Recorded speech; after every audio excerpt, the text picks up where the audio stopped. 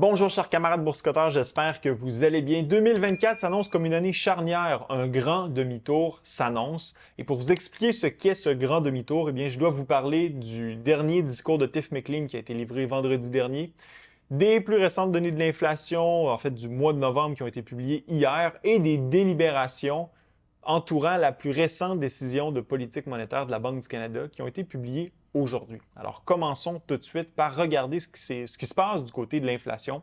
Alors, l'inflation qui est sortie sur une base annuelle à 3,1 %, elle se maintient par rapport à octobre dernier. On voit la tendance des inflationnistes qui se poursuit. Peut-être qu'on peut mieux l'observer sur ce graphique-ci. Vous avez l'IPC global qui se trouve actuellement à 3,1 % comme je viens de le mentionner, et l'inflation fondamentale, l'IPC fondamental, qui est à 3,5 % en hausse par rapport au 3,4 d'octobre. Bon, lorsque vous allez voir les données un peu plus ventilées, on voit que le portrait d'inflation n'est pas tout rose, c'est-à-dire que l'inflation s'accroche. Elle est persistante et on le voit en regardant, par exemple, le prix des aliments. Sur un an, le prix des aliments est toujours en hausse de 5 %. Si vous regardez du côté de la hausse mensuelle d'octobre à novembre, celle-ci est de 0,6 %. Annualisez le 0,6 % et vous obtenez 7,2 % d'augmentation. Même chose du côté du logement. Sur une base annuelle, la hausse est de 5,9 %. Sur une base mensuelle de 0,5 %, annualisez le 0,5 % et vous obtenez 6 %. Donc, l'inflation est encore élevée, la tendance inflationniste sous-jacente est encore élevée beaucoup plus que la cible d'inflation de la Banque du Canada qui est de 2 %. Lorsque vous allez voir les agrégats spéciaux, l'inflation fondamentale, telle que mentionné au début de vidéo, est à 3,5 %. L'augmentation mensuelle des prix de 0,2 %, ce qui est quand même encourageant de ce côté-là. On voit que l'accélération des prix au sein de l'IPC fondamental reste limité. Et lorsque vous excluez l'énergie, quand même, on est à 3,8 et lorsque vous excluez l'essence à 3,6. Donc, on voit que justement, beaucoup d'éléments du panier de l'inflation connaissent encore une fois des hausses de prix qui sont supérieures à la cible d'inflation de la Banque du Canada. Qu'est-ce qui a augmenté le plus au cours des 12 derniers mois? Bien, c'est toujours la même chose, hein? C'est le coût de l'intérêt hypothécaire qui est en hausse de 30 %, bien sûr avec la série de hausses de taux directeurs qui ont été introduites par la Banque du Canada. Le prix des loyers qui est en hausse de 7,4 % sur un an.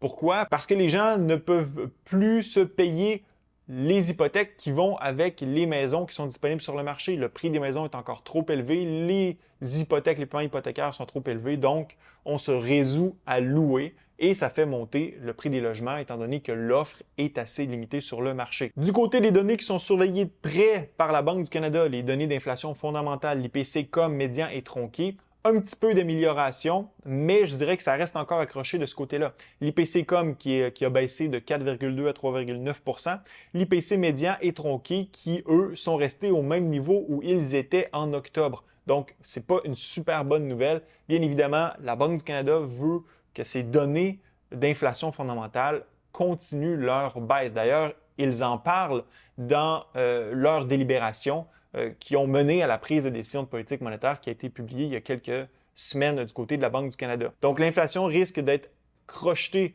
en première moitié d'année 2024. Est-ce que ça veut dire que les baisses de taux d'intérêt ne pourraient pas avoir lieu?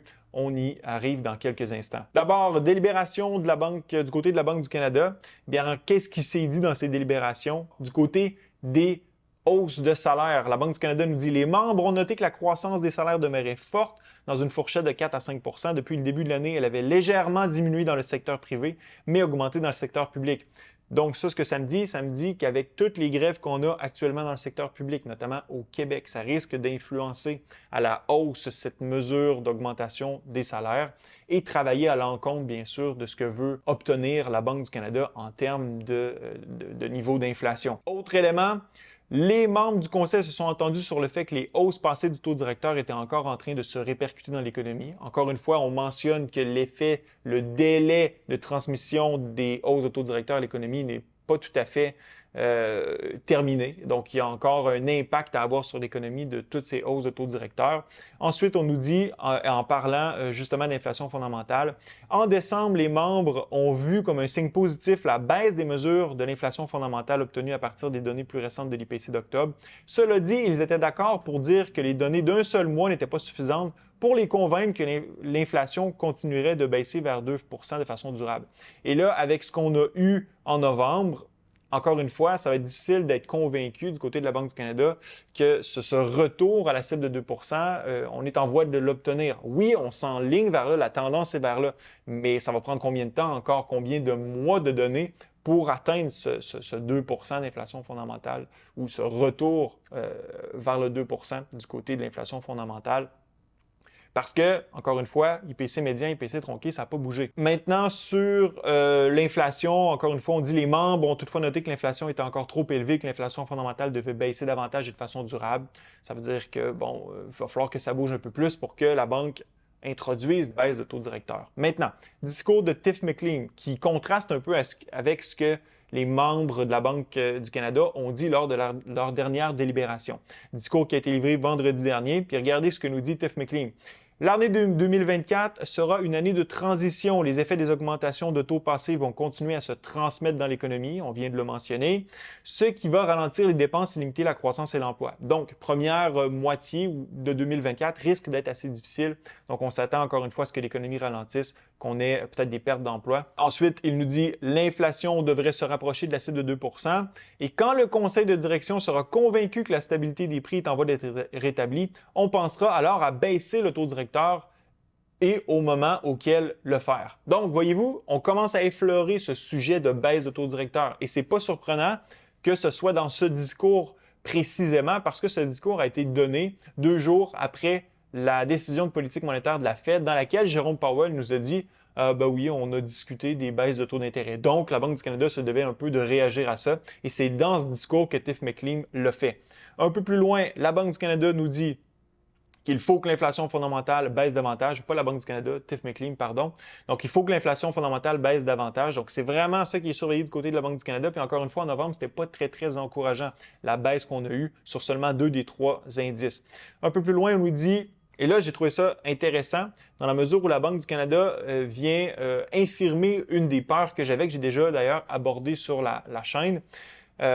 Quant à la cible de 2 en fait, il y a plusieurs économistes, personnes assez influentes là, dans le domaine de l'économie qui disent que la Fed ou la Banque du Canada devrait revoir sa cible, la rehausser, passer de 2 à 3 par exemple. Et voici ce que Tiff Maclean nous a dit par rapport à ça.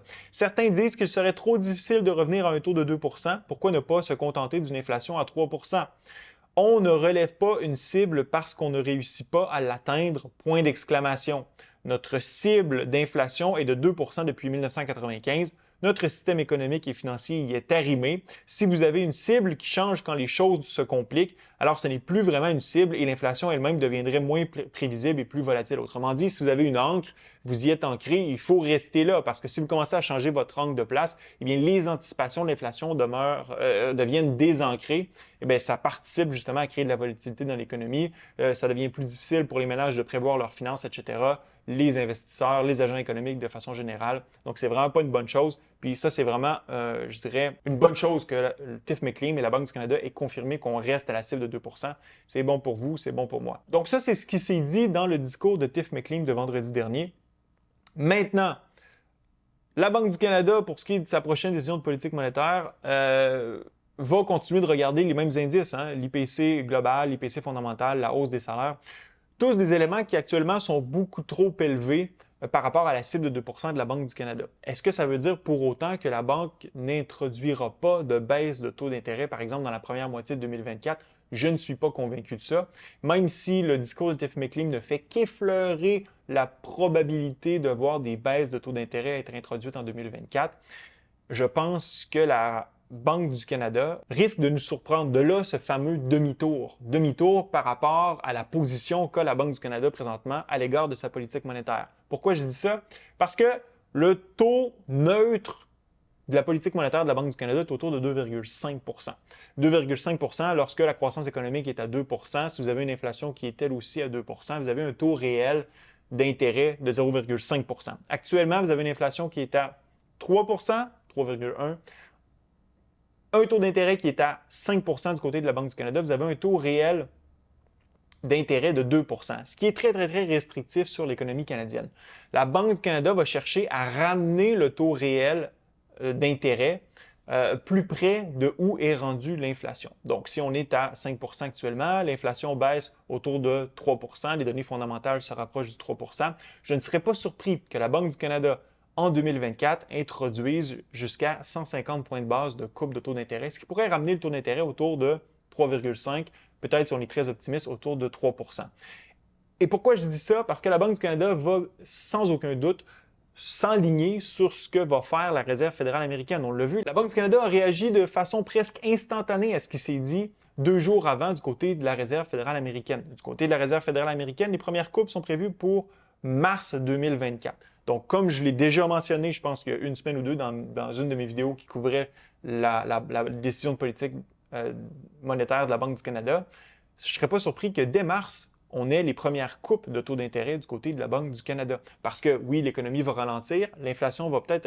être encore un petit peu trop élevée, mais la Banque du Canada va simplement réduire la restriction imposée à l'économie canadienne en réduisant son taux directeur. Bref, c'est mon opinion. Maintenant, bien évidemment, ce que je veux savoir, c'est est-ce que vous vous attendez, vous aussi, à un demi-tour du côté de la Banque du Canada en 2024? Ce fut un plaisir d'être avec vous. À la prochaine.